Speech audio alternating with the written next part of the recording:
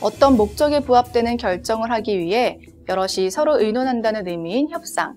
그 협상은 작은 일부터 국가적 관계까지 다양한 곳에서 일어나고 있습니다. 쉽게 말해 밀당이 필요한 것은 기본이고요. 상대방의 마음을 꿰뚫는 심리전이 필요하기 때문에 굉장한 전문성이 필요하죠. 그리고 여기 새로운 영화, 새로운 장르에 도전해보고자 생각한 끝에 이 영화가 나오게 됐습니다. 오늘 무비레시피에서는 우리나라 최초로 협상가를 전면에 내세운 영화 협상을 요리합니다. 어떠한 상황에서도 냉철함을 잃지 않는 서울지방경찰청 위기협상팀 최고의 협상가 하채윤. 그녀는 자신의 눈앞에서 2명의 인질이 죽어버리는 최악의 사건을 겪고 이를 그만두기로 결심합니다. 그런데 그로부터 10일 뒤에 청장님 호출해, 청장님. 갑작스러운 경찰청장 호출에 어느 건물로 향한 채윤은 극악무도한 인질범 민태구와 마주하게 됩니다. 민태구는 태국에서 한국인 기자와 경찰을 납치하고 채윤을 협상가로 지목해 거래를 하길 원했죠. 민태구가 납치한 경찰이 채윤의 선배 경찰이었고 그가 채윤을 협상가로 불러달라고 요청했기 때문입니다. 속을 알 수 없는 민태구. 오늘 목발 좋으시네. 첫 번째로 자신이 납치한 한국인 기자의 언론사 사장을 호출했고 사장과의 대화를 시작합니다. 민태구의 시험 속에서 차근히 대답을 해나가던 사장. 사장은 태구와의 대화 중 결국 기자가 자신의 언론사 소속이 아니라는 것을 말해버리고 그 과정에서 태구는 채윤의 선배 경찰을 죽여버립니다. 아무것도 모른 채 눈앞에서 선배가 죽는 모습을 보게 된 채윤.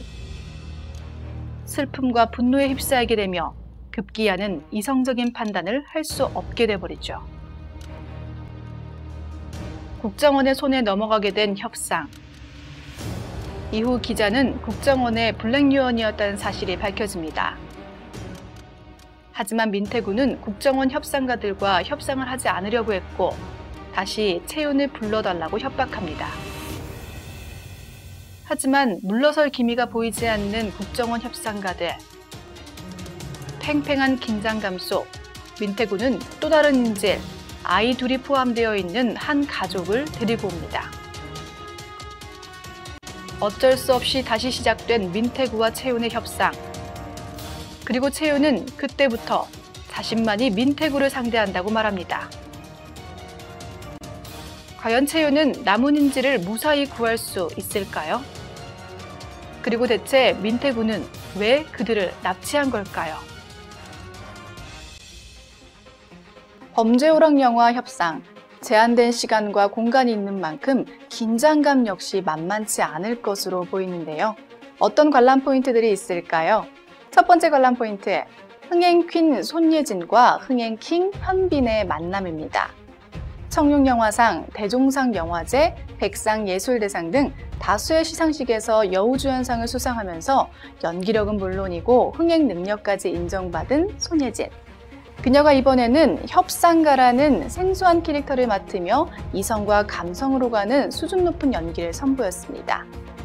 그리고 생애 첫 악역에 도전한 현빈은요, 드라마 내 이름은 김삼순, 시크릿 가든에서의 그 스윗한 모습이라고는 찾아볼 수 없을 정도로 소름 돋는 악역 연기를 펼쳤는데요.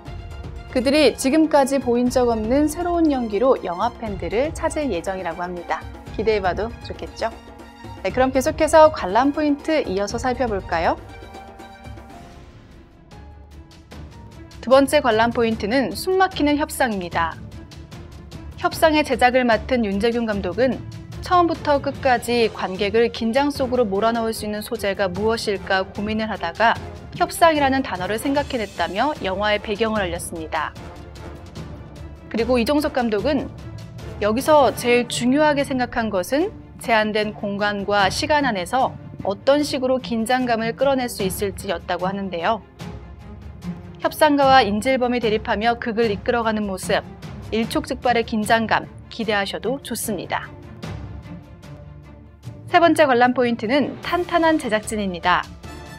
이종석 감독을 필두로 협상은 영화 국제시장과 히말라야 등으로 관객들의 공감을 끌어내며 흥행을 이어간 JK 필름, 그리고 영화 아저씨, 덕혜옹주, 변호인, 광해의 왕이 된 남자의 이태용 촬영 감독, 1987, 터널, 곡성의 최경화 의상실장 등 한국 영화계의 최정상 흥행사단이 뭉쳤습니다.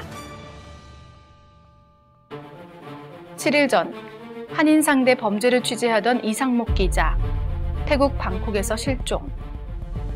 3일 전 태국 방콕에서 비밀 수사 중이던 서울지방경찰청 위기협상팀 정준구 팀장 실종. 디데이 새벽 6시 두 사람을 납치했다고 주장하는 국제범죄조직 무기 밀매업자 민태구의 연락. 협상 대상으로 서울지방경찰청 위기협상팀 하채윤 경위 지목.